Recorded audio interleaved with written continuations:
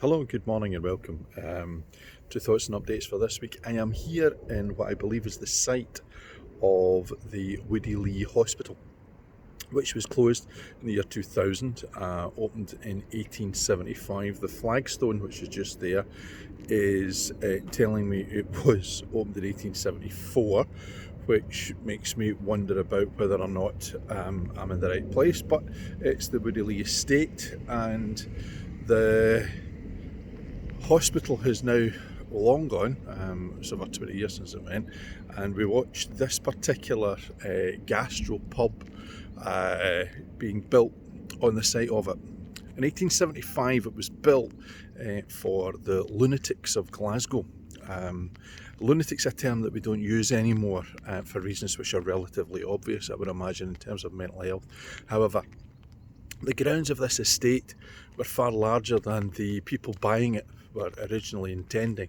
However, what they wanted to do was to take the treatment of those who were mentally unwell out of an urban area into something which saw the natural heartland of Scotland, where we have such beautiful landscape around about us, be a therapeutic help to those who were in dire circumstances. And of course, they bought an estate that was far larger at the time than they had envisaged, but for the first 10 or 20 years or so, under the tutelage of one particular practitioner in a hospital, this became quite a therapeutic place to put people who were unwell.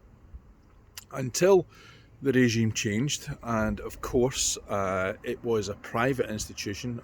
There were no public institutions properly constituted until the formation of the National Health Service in the 1940s, when by that time the changes had been already very apparent. It had gone from being a fairly lax regime that encouraged people not to have drugs but work, not to be locked away, but to be allowed to roam free, as indeed you would expect within any sort of countryside location. So by the time, however, we'd got to the First World War, that had all changed, and on it went through until the provision of the National Health Service, when it was taken under public ownership.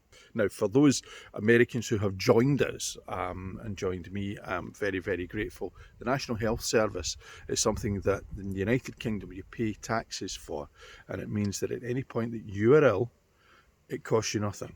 It is free at the point of delivery, for everybody, not just for those who happen to be a certain colour or a certain religion or have a certain income or come from a certain part of the country. It is free for everybody, without fear, without prejudice, and it is a jewel in the crown of our welfare state. So this week, taking from my point from talking about a mental hospital to Donald Trump. Not really a big leap. Now, this week, what I've written for Ringside Report is a warning to American voters. There is a maxim, an idiom, a phrase that you hear: fool me once, fool on you; fool me twice, shame on me. I think that you've got an opportunity coming up in the next 12 to 13 weeks in November of this calendar year to do something. Vote Donald Trump out. Now, I don't think necessarily Joe Biden is the greatest man in 2 feet. I don't think he's necessarily the best candidate out there. However, he is the candidate. He is the only man who's going to have the opportunity and the ability to oust Donald Trump from the White House. This week's article that I wrote with regards to two, I wrote one was just the warning and said, you've got to get out, guys, you've got to go and do this, because particularly the way in which he's treated the media tells you something. There are people who have treated the media similarly. Let's call them Goebbels, let's call them Hitler, let's call them Mussolini, let's call them Stalin. They make you believe that the mainstream media are liars, and that the only way to get the truth is to listen to who they believe tell you the truth. And it's lies. The media is not established as the fourth estate within any democracy simply to be the political plaything of people in power. It is there in order to question thoroughly the people in power. And all media in democratic societies do that to an extent. They're not all great at it, they're not all equal about it, they don't necessarily avoid having an agenda, but once you stop believing that they are independent, then you start to believe that the only dependence you need are on those who are telling you what to think. And that is not just a danger. It starts with a book burning and it ends up in places you don't want anybody to go to. So you've got a chance in November. I also parodied the whole thing about the Axios interview and the fact that the man has no clue. We are the best in the world at what? Making people die needlessly, well ahead. He's killing Americans by the way in which he has attempted to handle the pandemic. I also talked about Matt Breland, who was somebody who was a scapegoat for Deontay Wilder's loss in the rematch against Tyson Fury, yet is a gold medalist Olympian and a former world champion. He was the guy who threw the towel in but got the blame from the Wilder camp for doing it far, far too early. Yet Tyson Fury, in his usual impish, charming way, offered him a job afterwards because he saved Deontay Wilder's life. And I don't know if that is absolutely true, but there's enough truth in it to make it newsworthy. This weekend also saw on Friday night the most amazing of all women title fights between Natasha Jonas and Terry Harper. It was a 10-round on the seat of your couch fight. It ended a draw. It was one that I thought that Jonas won just by a round or two, but a draw was a fair result. You couldn't argue with it. There were a few of those rounds that you could give to either one of the boxers. But what an advert for boxing. What an advert for boxing. For boxing. Not for women's boxing, for boxing. It was a stoter, an absolute cracker. And of course, mischief makers this week, and it was a certain a certain Sky pundit who suggested that due to Cheeseman versus Eggington the week before, and now Harper versus Jonas, it's quite easy to see why Frank Warren wants to tie up with Eddie Hearn. Eddie Hearn seems to have got this coming out of the pandemic spot on. Also this week I saw a couple of things which I really enjoyed. Miraculous by Borderline.